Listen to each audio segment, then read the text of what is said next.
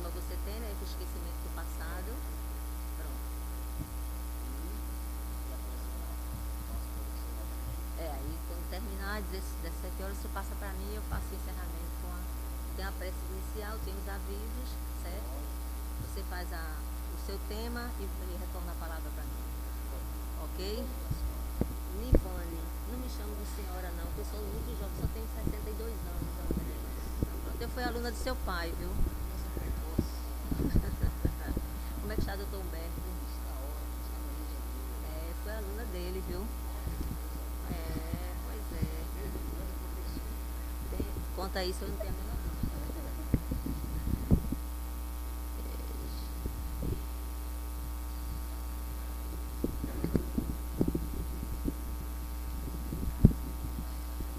Meus irmãos, boa tarde. Sejam todos bem-vindos à nossa casa de oração, estudo e trabalho. Na tarde de hoje nós temos a presença do nosso irmão André Luiz Vasconcelos, da Fraternidade Espírita Peixotinho, localizada em Boa Viagem, que fará o estudo do Evangelho, e o tema é Esquecimento do Passado. Solicitamos dos presentes a gentileza de desligarem os seus celulares, e os irmãos passistas só precisam sair para a sala de passes após a palestra, no momento dos avisos finais, para que a nossa reunião transcorra num clima de muito entendimento. Vamos proferir a nossa prece inicial.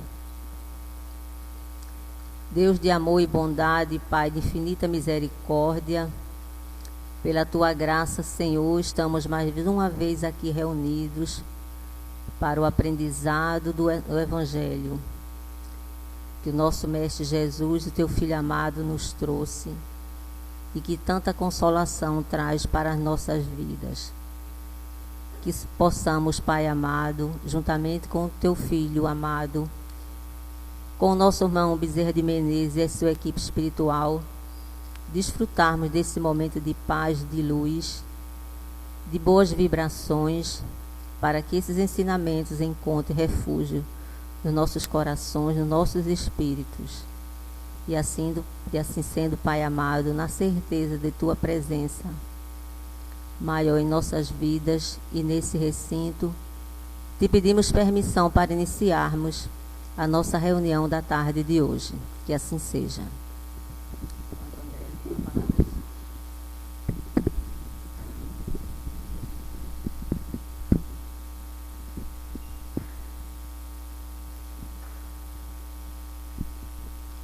Queridos irmãos, que a paz de Jesus continue a nos abençoar. Em primeiro lugar, é uma alegria estar aqui nessa casa, a convite de um companheiro de mocidade espírita, nosso querido Bruno. E visitarmos casa espírita, eu já tive aqui eu disse que quando ainda tinha cabelo preto, ou só cabelo preto, visitar, como todo jovem espírita, as vovozinhas da casa dos humildes. Mas o tema que nos traz aqui é o esquecimento do passado. E é um tema muito mal compreendido pelos espíritas, porque sempre ficamos perguntando a nós mesmos: por que esse esquecimento? Ou como entendemos o esquecimento? Há várias razões, inclusive, para nos perguntarmos isso. E várias razões para até entendermos que esse esquecimento não é de todo. Que nós... eu já vou começar a falar uma frase a vocês.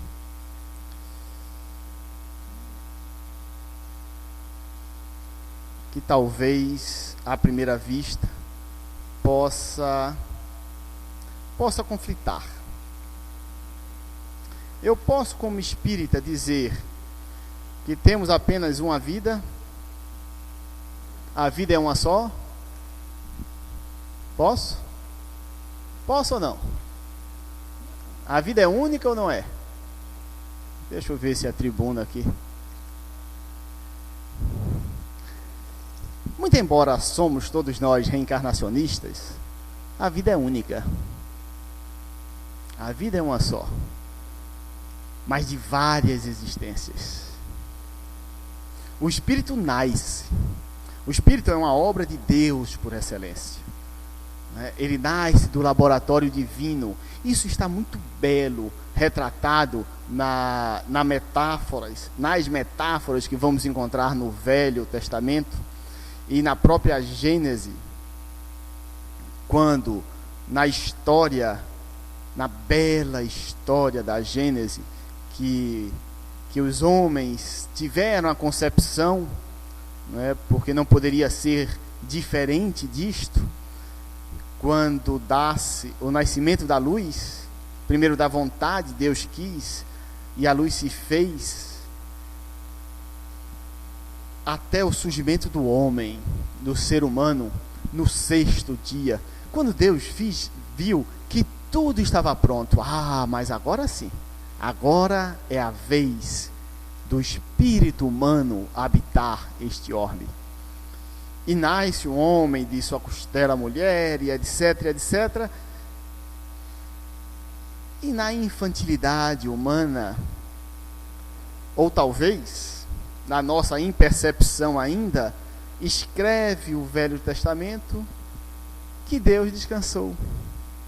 Pronto, Deus descansou. Na nossa leitura pífia, perdoe-me, pífia, nós julgamos que também temos esse direito ao descanso eterno, porque Deus descansou. Mas não era isso. A visão dos profetas era bem consciente. Como um pai que ascende o seu patrimônio, que faz crescer e que vê a presença dos filhos aptos a assumi-lo, toca no ombro do filho e faz: filho, toma conta agora do que teu pai te fez, porque agora eu vou descansar. Talvez trazendo a nós naquele momento a informação de sermos os espíritos responsáveis pelo mundo, ou pela vida neste mundo. E aí sim, talvez seja uma verdade. Embora saibamos que Deus, no conceito espírita, que a inteligência primeira, causa primária de todas as coisas, que Deus, inteligência suprema, desculpe-me, é uma expansão constante através de suas obras. Mas para nós, resta-nos fazer ascender este planeta. Fazer com que esta casa que habitamos torne-se uma casa onde a fraternidade exista. Onde possamos nos olhar com respeito absoluto. Respeito, inclusive, ao direito do erro. Será que nós permitimos isso numa casa espírita? Qual foi, perguntas, sabatina, qual foi o maior exemplo de médium que tivemos no Brasil? Chico? Isso é unânime? Sabe de uma frase de Chico? Gostaria que os espíritas me dessem o direito de errar. Olha que severidade nós temos com as pessoas. Como somos cobradores absurdos, inclusive dos trabalhadores espíritas de uma casa. Não é assim que fazemos? Olha, mas fulano fez isso. Não é possível. O quê? Mexeram dessa maneira? Vou ter que excluir dos trabalhos. Não é assim que pensamos nós? Então, a própria nascimento da humanidade, o próprio demonstrar de Deus a nos dizer: filhos, eis aí o teu mundo. Toquem, assumam, tomem conta, para que a casa fique habitável. Então nascemos naquele momento. Nascemos através do sopro divino. Ali inicia-se uma vida, com várias existências. E essas existências, nos seus ir e vir, nos nossos ir e vir, trazem a subtração de algumas lembranças extremamente salutares por várias razões. Várias. Uma das razões mais simples é a inconformidade física que o nosso corpo hoje detém para lembranças do passado.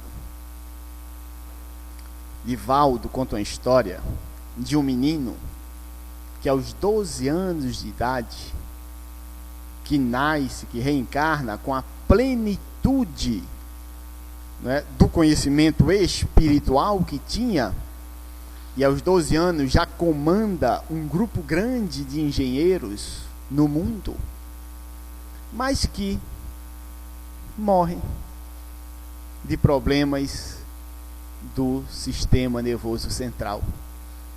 E fala Divaldo na palestra mais ou menos o seguinte: o cérebro chegava a liquefazer-se, tornar-se líquido, porque ainda não estamos adaptados à grandiosidade do espírito que somos. Uma razão simples. André Luiz chama-nos a atenção em Missionários da Luz justamente para isso. Uma das funções que temos ao reencarnar é adaptarmos-nos, ou o melhoramento genético do corpo. Ou temos dúvida disso? O que éramos há 30 mil anos atrás? Eu posso dizer 15 mil anos, 20 mil anos? Eu posso dizer que o homem de Neandertal era homem? Pertencia ao mesmo gênero que nós pertencemos na biologia? Sim ou não? Algum biólogo aqui? Algum biólogo? Se não tem, a gente pode falar que ninguém vai corrigir a gente, não é? Sim, homo, com os mesmos 46 cromossomos que nós temos. Quem conhece o desenho do Homem das Cavernas? Já vimos, né? Completamente diferente do nosso. Muito embora tivesse um crânio maior, uma massa encefálica às vezes mais pesada, não tinha córtex cerebral. O córtex frontal do homem neandertal era inexistente praticamente. Como que um espírito desse pode ter lembranças? Pode ter racionalidade plena, pode ter percepções, pode criar a luz, pode fazer aviões, pode criar microfones e sistema de sons. É a mesma coisa que um espírito lúcido reencarnar num corpo que tenha sofrido, por razões de prova, tenha sofrido a falta de oxigênio nos primeiros momentos. Terá uma paralisia cerebral e manter-se-á vivo, mas naquele corpo inoperante.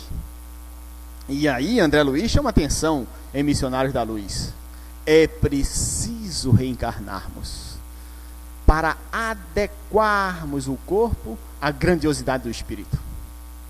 E as gerações vão se mudando e vamos evoluindo. Essa evolução chama-se filogenética. Filogeneticamente, naquela ideia comum que todos nós conhecemos.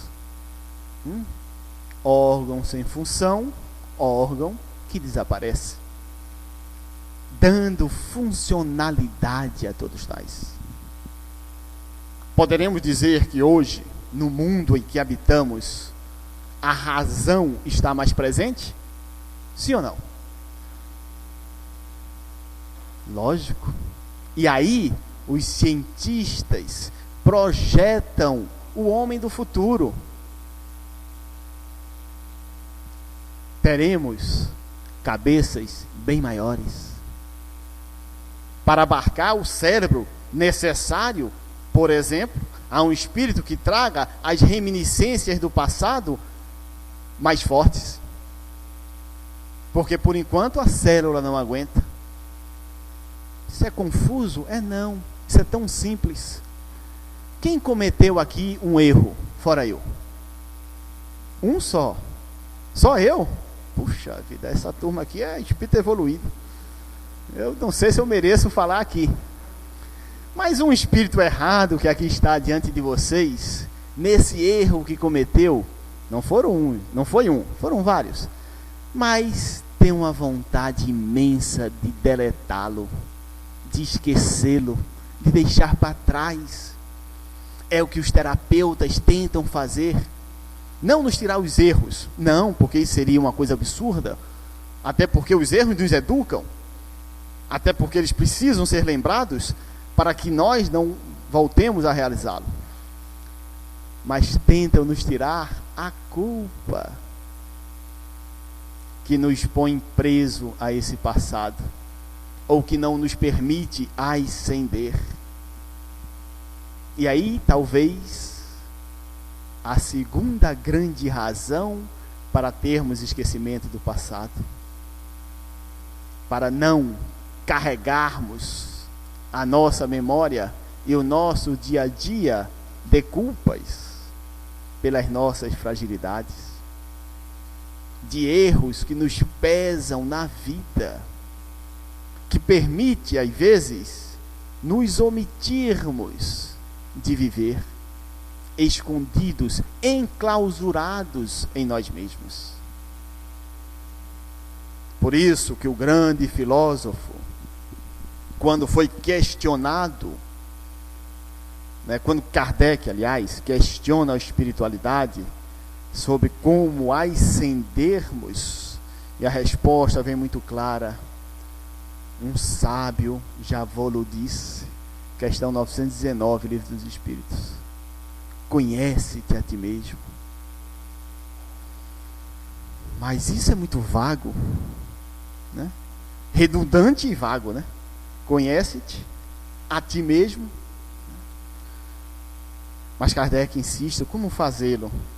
Aí vem Santo Agostinho, no Livro dos Espíritos, ensinar-nos como fazer, para não carregarmos nossos espíritos com impossibilidades. Muito comum nas casas espíritas. Quantas vezes nós nos dizemos: fulano, vem cá, vem fazer uma prece. Ah, quem sou eu? Não, pelo amor de Deus, eu estou começando na doutrina, 15 anos, eu estou começando, eu ainda não sou nem espírita. Não acontece isso na casa espírita? Eu quero vos dizer o seguinte: quem aqui sabe da reencarnação? Porque a reencarnação não é crença, é conhecimento. Quem sabe da reencarnação, fora eu? Ai, algumas pessoas estão com coragem de levantar a mão. Graças a Deus. Eu espero que no final vocês percam. Eu não sei o que é que vocês almoçaram nesse domingo, né, que estão tão fracos. Se nós sabemos da reencarnação, se nós sabemos da realidade que somos espíritos, nós somos espíritas. Pode até ser que não sejamos bons espíritas. O Evangelho segundo o Espiritismo. Bons espíritas. Sim, talvez. Não sei vocês, mas esse orador aqui se diz, eu tenho uma certeza absoluta que ainda não sou um bom espírita, mas espírita eu sou. Espírita eu sou. Essa convicção é muito clara. Mas nós, pelas nossas culpas, pelos nossos erros, pelas nossas inadequações, nós nos sentimos incapazes de realizar. Isso foi tão presente na vida do Cristo, que quando chega o Senhor, pai do filho endemoniado, um centurião, e pede a Jesus que o livre das suas dores. E Jesus volta aos discípulos, né? Talvez se fosse um Jesus moderno, bateria de ombro assim. O que é que houve? Porque ele fala: eu estive com os teus discípulos e nada resolveu. E Jesus olha para ele, mas homens de pouca fé, né? E resolve.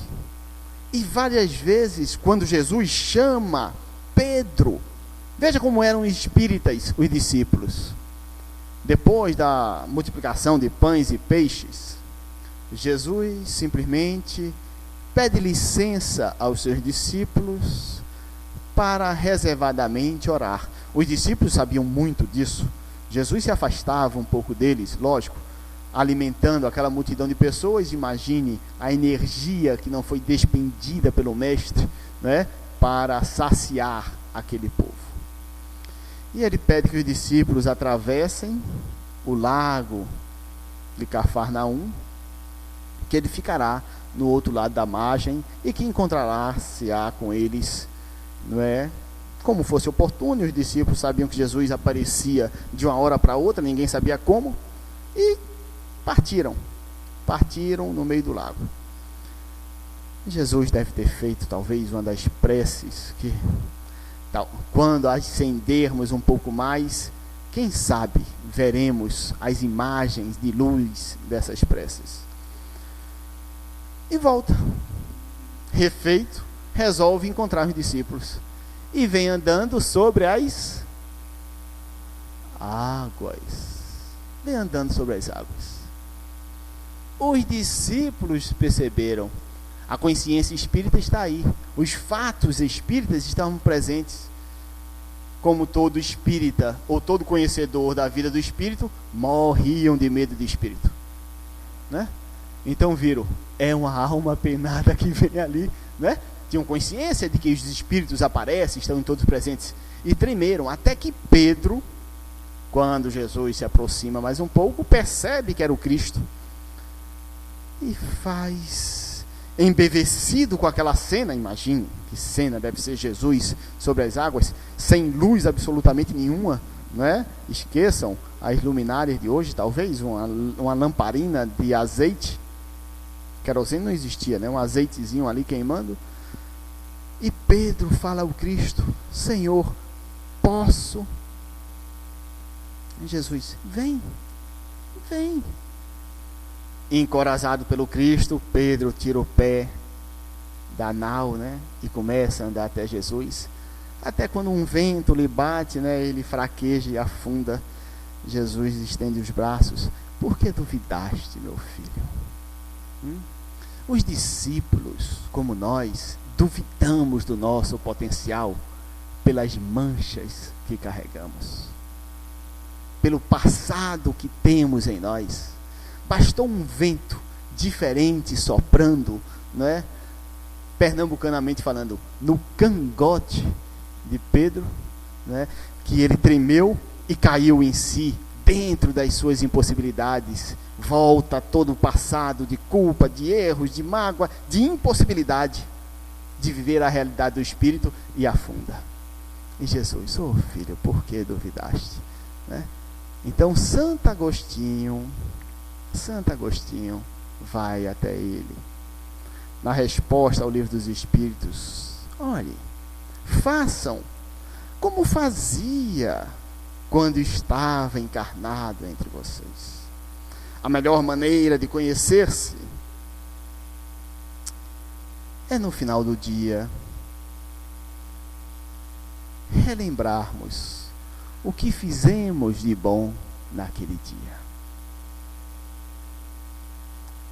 Repassarmos as páginas que escrevemos.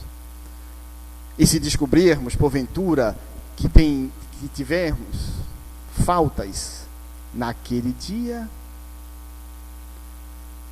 retornemos com o propósito das primeiras horas do dia seguinte, refazermos, ou consertarmos, ou adequarmos o mal feito. E essa, talvez, a grande simbologia do esquecimento. Porque se hoje estivéssemos aqui lembrando absolutamente, se tivéssemos primeiro corpo físico para isso, que não temos, né? Já disse aqui que André Luiz chama atenção também, missionário da luz, que a vida é para promover evoluções físicas que nos dão sobrevida e estrutura melhor. E isso está provado, inclusive, na longevidade humana, né? Que as almas nobres e equilibradas já tinham longevidade no passado. Haja vista a condição do próprio João Evangelista, que há 20 séculos atrás ultrapassa os 80 anos. Mas espíritos a se contar nos dedos. Hoje, essa longevidade, inclusive no Brasil, onde ainda não temos, por exemplo, saneamento básico para todos, já se alcança ou está muito próximo de alcançar. A geração, essa turminha nova aí, ó, chegará aos 100 fácil. Mas não é chegar aos 100 arrastando os pés. É chegar aos 100 em plenitude de ações. Longevidade conta-se assim. Não se conta chegar simplesmente sob uma maca, não é, inoperante. Então estamos chegando a essas longevidades. Prova sine qua de que estamos adequando cada vez mais o nosso corpo a uma vida plena do Espírito. Nós não estamos em transição? Não se fala isso? Os espíritas não chamam atenção para isso há muito tempo, do mundo de regeneração? Ora, não vamos ler no livro dos Espíritos que as encarnações em mundos superiores ao nosso chegam a ter 200 anos de vida? E como serão esses corpos? Os nossos corpos, adequados aos 200 anos. Essa é uma função das reencarnações, né? Mas estamos falando de esquecimento do passado. Nós, carregando essas mazelas e essas dores e essas culpas, nos sentimos inoperantes, como os discípulos eram inoperantes. E outra coisa, começamos a usar a espiritualidade superior, né, como muletas. Douglas sabe que eu falo muito isso, né, meu irmão? Como muletas. Era o que os discípulos faziam na presença do Cristo. Jesus resolve. Era que os espíritas da Federação Espírita Brasileira, no começo do século, fazia com Bezerra de Menezes. Bezerra na reunião, ele resolve. Bezerra não era médium, era doutrinador de uma reunião mediúnica, desobsessiva. Quem participa aqui de reunião desobsessiva? Alguns médios da casa estão presentes. Muito bem. Sabe o que aconteceu nessa reunião? Incorporaram em Bezerra. Somente. Mas veio aquele, né? Não veio um espírito bruto, não. Veio um espírito extremamente inteligente. Dizendo, não saio mais. Pronto. Meu irmão, eu conheço todo o Evangelho. E os espíritos aperrearam. Passou-se, até que a espiritualidade superior, lógico, né, livrou o pobre Bezerra, pagou muito caro, né, os seus comparsas ali.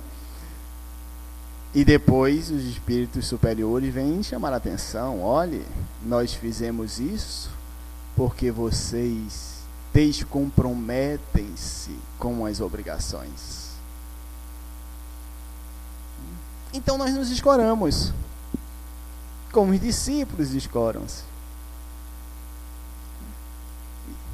Tudo porque temos, se não as lembranças, as reminiscências do passado sobre nós. Que ao reencarnarmos, efetivamente, esquecidos de absolutamente tudo, essas reminiscências começam a bater a nossa porta, né? Através de vícios seculares. Sabe aquela historinha que todos nós passamos de é tão bom ficar doente? Já tiveram isso? Minha geração era uma delícia. Quando criança era, André está doente, era tudo de bom para ele. Olhe, os jovens não sabem mais o que é isso. Maçã e pera e uva no Recife, que virou brincadeira também de adolescente, era coisa rara, raríssima. Não se tinha essas frutas aqui com essa facilidade toda, não. Então, olha, aí saía a mãe, o filho com febre, com isso, com aquilo, saía a mãe. Primeiro não vai para a escola, né? Já está rindo assim para os irmãos, né? Né? Todo mundo botando a farda e ele lá. Só se estudava à tarde, de manhã só a partir da 8ª série, né? E depois a partir da 5ª série. O resto era só à tarde. As crianças não podiam acordar muito cedo para ir para a escola. Era antipedagógico. Então ficava lá depois do almoço, estava lá a maçã. É do seu irmão. Eu quero levar maçã para a escola, né? Andar com a maçã na escola era maçã. Leve banana. Seu irmão vai ficar que está doente. E aí você ficava ali, né, curtindo aquela reminiscência, aquela condição de nada, improdutiva, lembrando-nos ou fazendo-nos esquecer de que este planeta está sob nossa égide. Mas essas sensações ainda nos faz bem. Por isso que temos um certo esquecimento. Elas existem, são reminiscências, estão lá, mas nos deixam esquecer. Apague isso. Tenha novas oportunidades, novos professores, nova ambientação, muito embora os espíritos normalmente sejam os mesmos, porque reencarnamos mais ou menos no mesmo ciclo de espíritos que viemos endividados ou ligados por laço de amor, não pode ser diferente disso, né? Mas olhe, filho, vá, restam algumas reminiscências. Uma outra razão importante para esquecer o nosso passado é adaptarmos-nos ao amor. Porque quem não esquece não abre possibilidades de reconciliação. Nenhuma. É assim na vida dos encarnados. Agora eu quero ver se o povo não levanta o braço aqui. Quem tem ou teve nesta vida pai ou mãe? Graças a Deus. Ufa, saiu alguma coisa. Quem recebeu desse pai ou dessa mãe a seguinte frase: filho, esqueça. Fora eu. Esqueça. Não é assim que uma mãe generosa e amorosa faz com seu filho? Às vezes é um irmão consanguíneo, que lhe tira alguma coisa. Mamãe, ele usou o meu tênis que eu lavei ontem. Na minha casa, 4 homens, fora papai, 5, todos calçando 41. Olha que esse serviço, né? Ele deu, não sei o que. Filho, esqueça. Porque se não houver esquecimento dessa mínima coisa, impossível reconciliar. Impossível. Então pensemos aqui. Imaginemos que nossa mãe do passado, quer dizer, nossa mãe atual, tenha sido para nós um algoz do passado. Veja que coisa fantástica esse esquecimento. Ao renascermos, tanto para nós quanto para ela, e ela nos embalar no sentimento materno ou paterno, com todo o amor, esquecida de que aquela criança que ela recebe, primeiro no ventre, depois nos braços, tenha sido uma vítima dela, ou também o contrário, tenha sido um malfeitor dela, mas que ela, pelo esquecimento, recebe aquela criança com todas as possibilidades de amor possível e dá-se para isso, dá-se no sentido verdadeiro das palavras de Paulo aos Coríntios. Todos sabem mais ou menos essa primeira carta, né? E mesmo que eu falasse todas as línguas, né? E no final ele coloca, mesmo que eu tivesse dado a vida sem caridade, que eu acho a tradução espírita fantástica por isso, com todo respeito a todas as traduções, porque caridade é uma forma específica de amor. Eu sempre que toco nesse ponto eu falo sobre isso, porque a palavra amor, muito embora seja efetivamente a religião máxima do próprio Jesus, Jesus veio trazer o conceito de amar, então cabe sim a tradução amor, é uma tradução perfeita, mas a palavra caridade é específica, porque tem o mesmo radical do coração, do dar-se, do ser interno essa doação.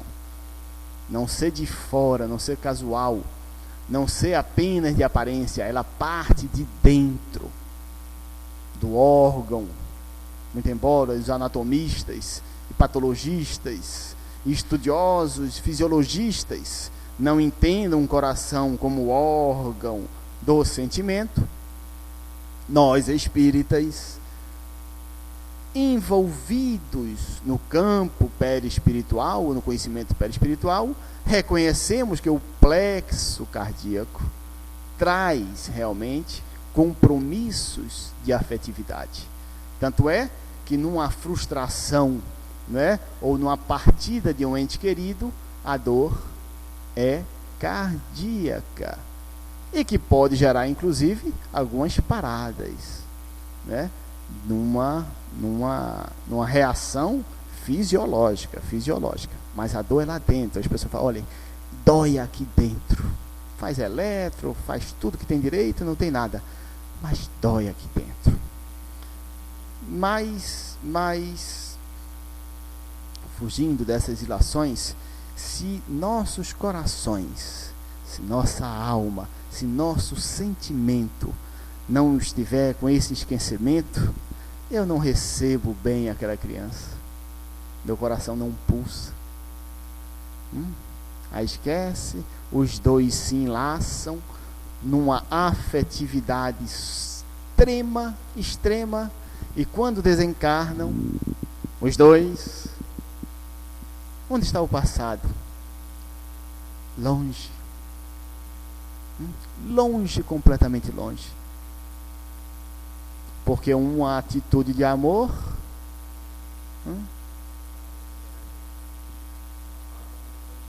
apaga a multidão de pecados. Não foi essa a palavra do Cristo? Uma das razões do esquecimento. Se não tivermos esquecimento, talvez não nos pertenceríamos. Estaríamos simplesmente ainda na condição de espíritos muito subalternos, que passam às vezes pela vida para apenas readquirir forma humana. Não é possível que nós, reencarnantes, destes momentos, frequentadores de casa espírita, não tenhamos esse entendimento. Mas esse entendimento não pode ficar circunscrito à nossa família ou nossa parentela de amigos, que estendemos além da consanguinidade. Esse entendimento tem que ser para a vida constante. Então, quando nos fizerem um ato de desavença, a gente lembrar da frase de mãe e de pai, ou de vó, né? Filho, esqueça. Pois não, meu irmão.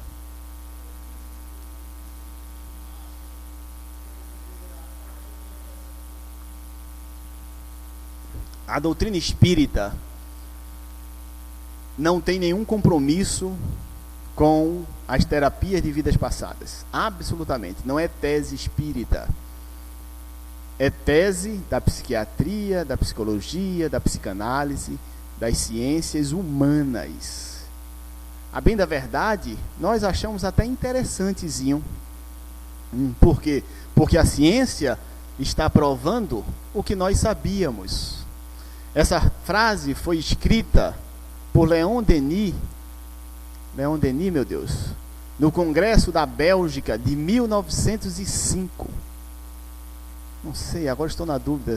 Foi Victor Hugo. Estou na dúvida entre esses dois nomes, perdoe-me. Né? Vão no Dr. Google, talvez tenha essa frase. Nós espíritas sabemos há 50 anos o que a ciência quer comprovar hoje. Então a tese espírita por excelência não vê absolutamente nada na regressão de vidas passadas. Até porque no conhecimento espírita nós até chamamos atenção para que isso não seja realizado. Porque pode gerar problemas aflitivos àquela família. Muito aflitivos. Há um caso, não é bom citar nome, mas de um orador espírita, trabalhador dessa área, que por razões pessoais, etc., um membro da sua família foi fazer regressão, se não me falha a memória, a sua esposa. E descobre que a filha atual do casal tinha sido a esposa e o grande amor do pai. E essa senhora precisou fazer uma longa terapia para não ter ciúme da filha. A terapia de vidas passadas, na mão de pessoas coerentes e profissionais da área, ela pode ser bem usada. E normalmente esses profissionais a deixam como último recurso. Se forem sérios. E são feitas, e quando são feitas, eles vão apenas e tão somente para o ponto exato do trauma. Para que a pessoa entenda que aquilo não faz parte mais do seu contexto. Foi, né? Então, uma claustrofobia, certo? E a pessoa não consegue andar em elevador. Imagine nos tempos de hoje, onde os prédios estão cada vez mais verticais e verticais e verticais, né? Imagine nossos filhos que fazem parte do mundo. Nós estamos vendo hoje prédios no mundo com 800, 500 metros de altura. O cidadão não subir em elevador, está perdido, não está? Filhos que são cidadãos do mundo e não consegue e tal, e faz as terapias convencionais todas, até que vamos fazer uma regressão, filho. E aí ele talvez descubra que tenha sido enterrado vivo, muito comum, entre paredes. É um dos motivos de ser claustrofóbico, né? Aí, filho, já foi ontem. Aí o terapeuta, meu paciente, vai dar uma de pai. Esqueça, isso foi ontem. Neste sentido, e na mão de profissionais adequados, ela é válida. Na casa espírita, Kardec nos chama atenção. Querem conhecer o seu passado? Quem quer aqui? Pode levantar a mão, não tem problema não. Pode levantar a mão. Busque as tendências atuais. Através de suas tendências, saberás quem foste. E aí, o próprio Kardec, quer saber quem é o verdadeiro espírita? É aquele que transforma-se moralmente e empenha-se em vencer as suas más inclinações, suas tendências erradas. Então, quem aqui não conhece as suas tendências?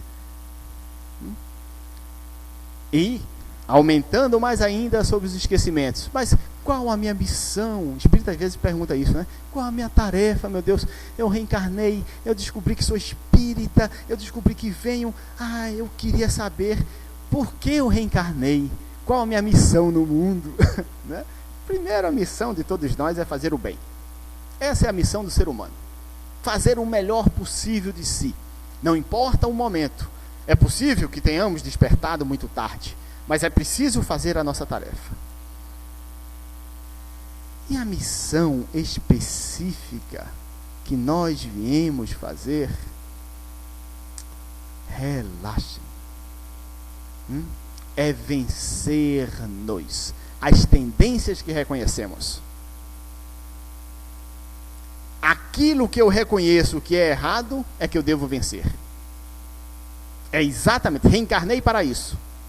E vamos encontrar os espíritos dizendo: me peça tudo nessa vida, menos fazer isso. O protetor olha assim: mas foi para isso que tu fosse. Porque temos algumas tendências, ainda de um espírito brutalizado que somos, se não brutalizados, simples, porque Jesus que chama a atenção, que nós estamos muito mais próximos do átomo que do arcanjo. As tendências que não reconhecemos, são tão severas ainda, que a gente ainda acha que está certo. Não, eu tenho convicção de que isso é certo. E é uma coisa absurda, os espíritos superiores olham assim e fazem, sentam, né? Eles são pacientes, eles falam: meu Deus, quantas encarnações, né? Da uma do Cristo, até quando eu vou suportar esse menino? Essas tendências, nós nem sabemos que são erradas. As que reconhecemos erradas são as que devemos mudar nesta vida. Essa é a nossa missão. Por isso que Kardec chama a atenção. Transforma-se moralmente e empenha-se em vencer as suas más inclinações. Porque as más inclinações que eu acho que é correta, como é que eu vou vencer? Se eu acho que é correta. Eu ainda não tive o despertar, o insight espiritual. É por isso que os espíritos superiores, nós reconhecemos no passado, são espíritos que vivem à frente do seu tempo. Um Pestalozzi, pedagogo de Kardec, vivia à frente do seu tempo. Extraía a capacidade de cada criança, percebia o potencial. Enquanto as escolas tradicionais ainda estavam usando um regramento único de educação, um padrão único para as pessoas. Ele, há 2 séculos atrás, não, eita, você tem um potencial para isso, venha. E pegou o jovem lionês e transformou num mestre aos 14 anos de idade. Há uma à frente do seu tempo. Até hoje há grandes pedagogos estudando, né, o pensar pestalozziano. Então essas almas sim, estão à frente, percebe-se. Nós não, nós ainda estamos caminhando. Então transforme as suas tendências. Esse foi o seu passado. Então o Espiritismo, ele é firme nisso. Firme. E eu sei que isso está sendo gravado. Isso não deve ser usado na tribuna. Qualquer coisa, Bruno não me convida mais. Particularmente, não se fala isso na tribuna.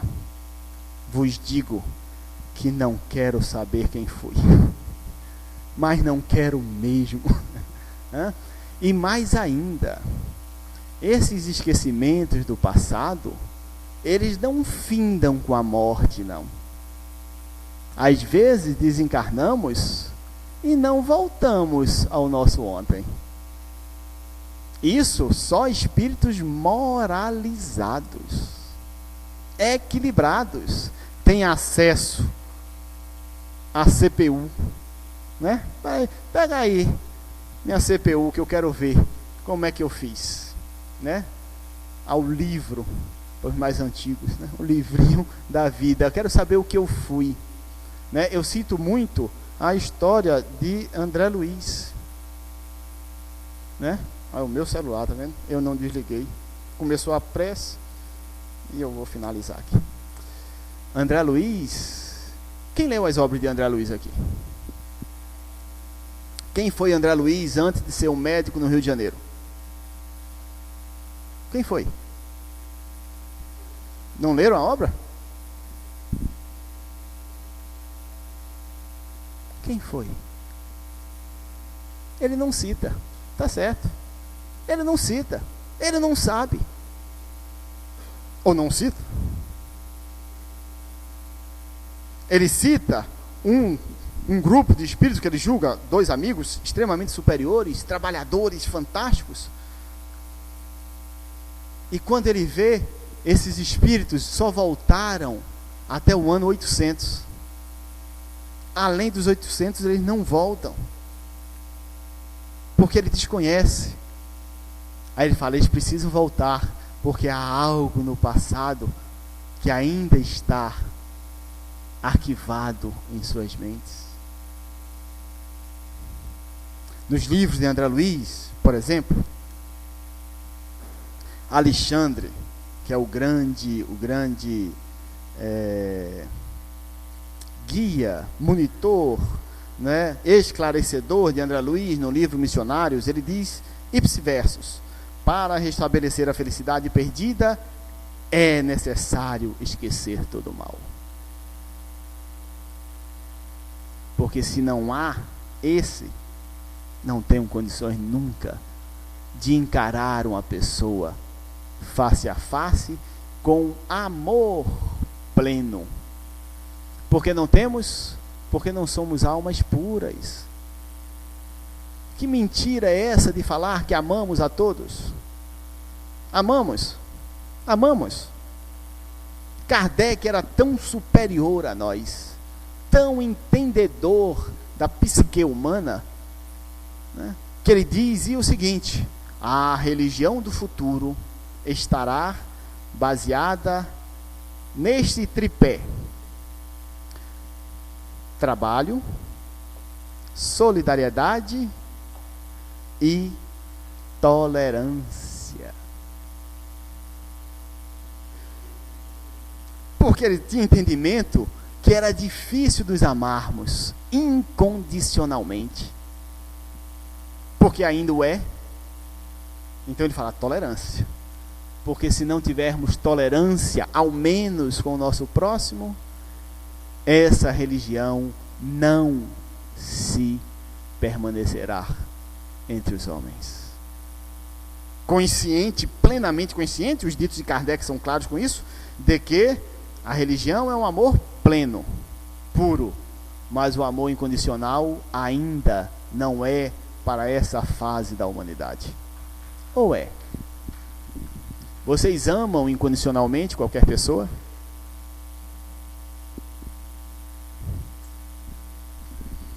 Quem gostaria aqui de receber como filho um desses ex-ditadores que desencarnou?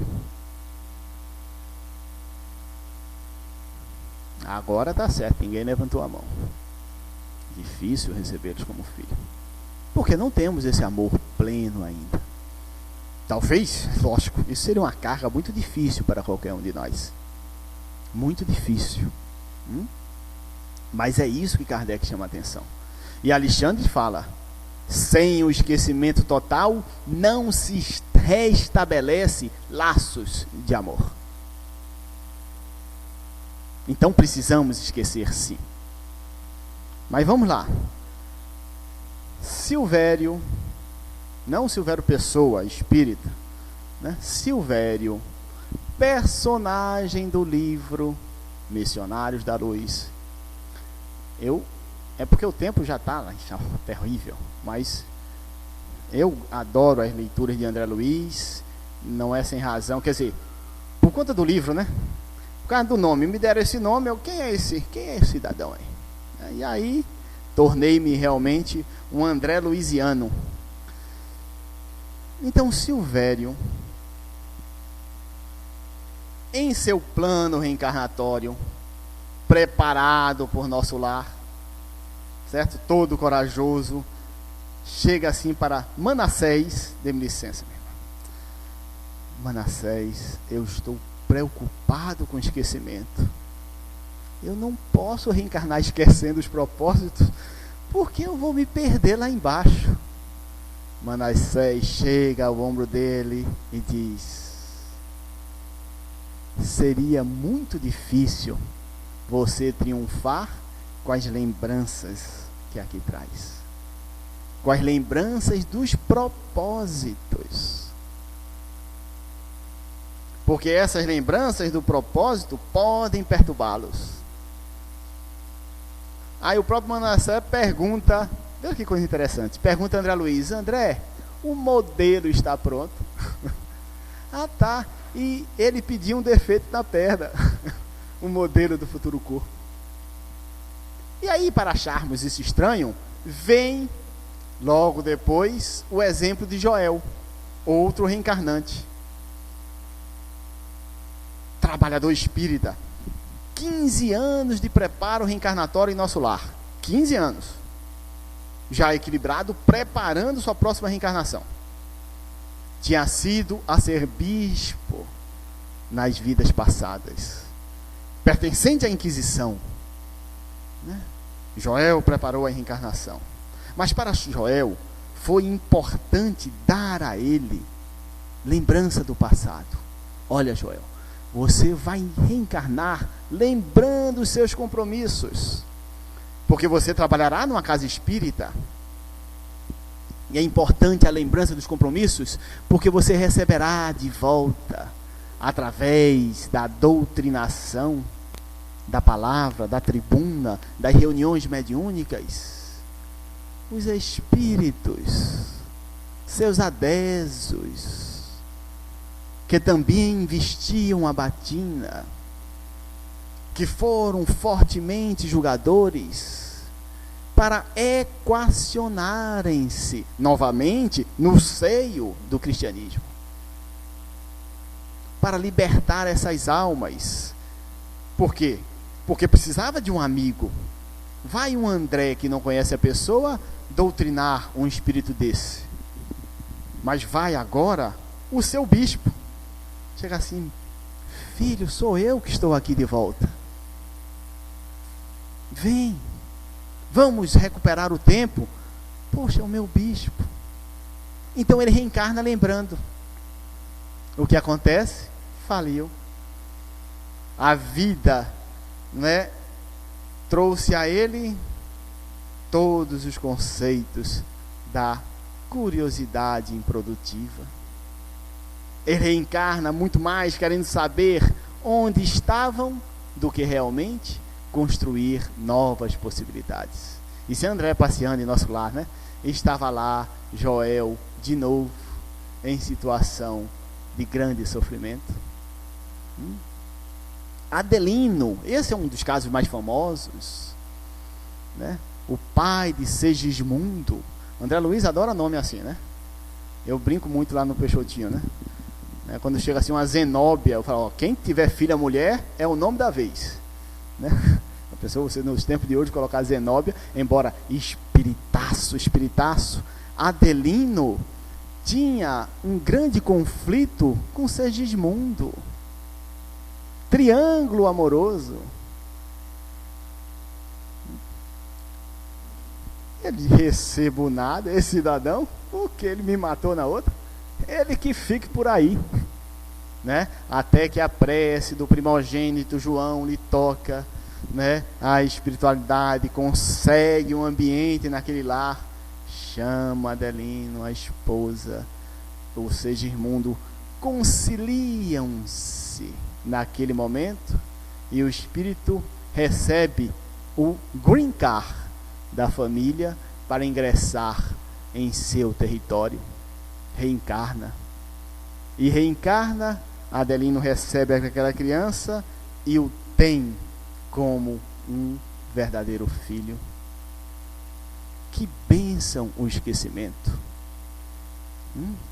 Mas as tendências, as predileções, tudo isso é da alma, é nosso. E aí a espiritualidade nos chama a atenção: ascendam, porque quem ascender, ascende, conquista. Nenhuma conquista é retirada do espírito. se ele continuar produzindo. Porque quando adquirimos a perfeição para um ato, essa perfeição é nossa. Há um exemplo interessante, eu não posso dizer se é verídico ou não, mas está escrito nas obras espíritas, naquele livro Inconfidência de um Inconfidente. Já leram? Quem leu esse livro? Que fala da história do aleijadinho, não é isso? Que constrói e que esculpe aqueles profetas que eram os inconfidentes. Quem já viu as obras de Aleijadinho em Congonhas? Belíssimas, né? As pedras. Quem não viu em Congonhas pode ver em livro. Mas aquilo era perfil brasileiro? Perfil, biotipo nosso? Ah, mas eram europeus que aqui estavam? Não. Que eram portugueses. O perfil de todo profeta esculpido por Aleijadinho tinha um perfil aquilino, muito próximo da Itália.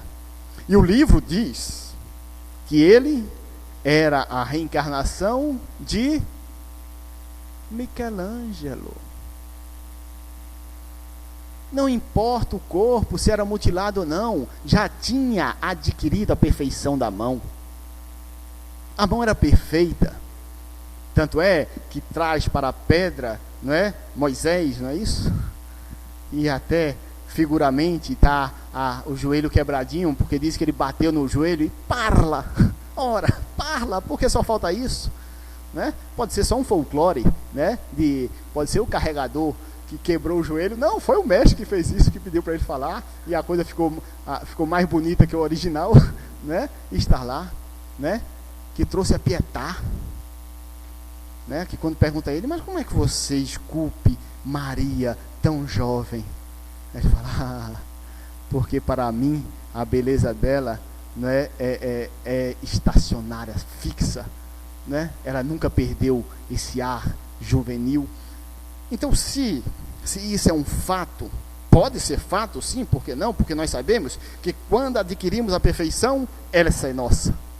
Da mesma maneira que Mozart, aos 5 anos de idade, compõe uma sinfonia, porque ele já traz consigo essa potencialidade. Meus queridos irmãos, que possamos nós, dentro dos nossos esquecimentos, fazer o melhor possível. Deus abençoe a todos, Deus abençoe esta casa.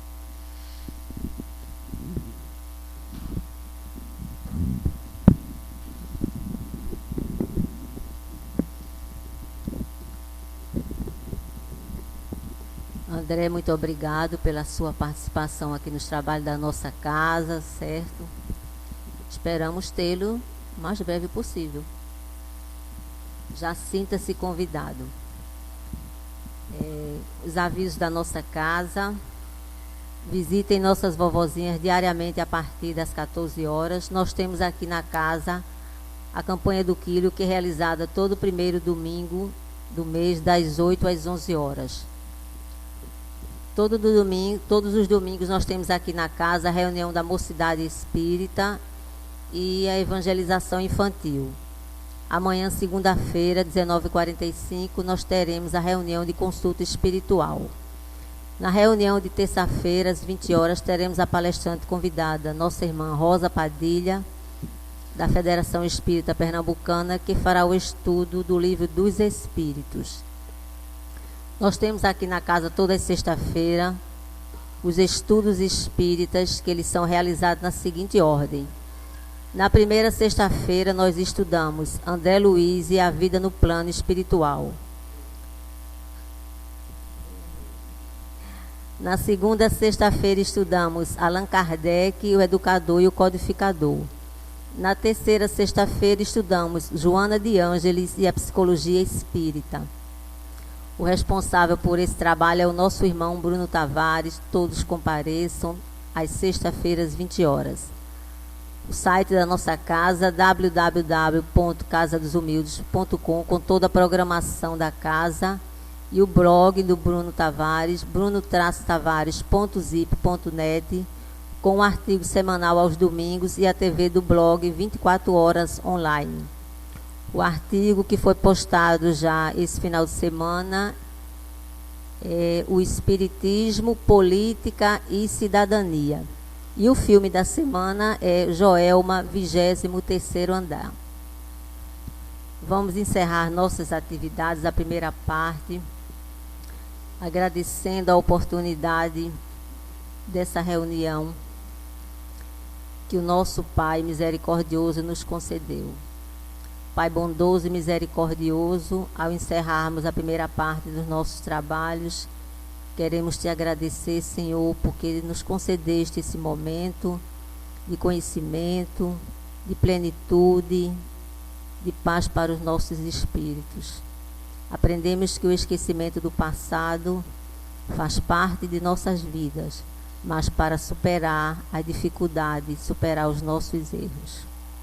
Permita-nos, Pai amado, que retornemos aos nossos lares, mas convictos da Tua presença amiga aqui entre nós. Agradecemos ao nosso irmão Bezerra de Menezes e a sua equipe espiritual, que conosco trabalha, que conosco convive diariamente. E assim sendo, Pai amado, na certeza de que continuas conosco na segunda parte do nosso trabalho, te pedimos a permissão para iniciarmos a primeira parte dos nossos trabalhos. Muita paz para todos.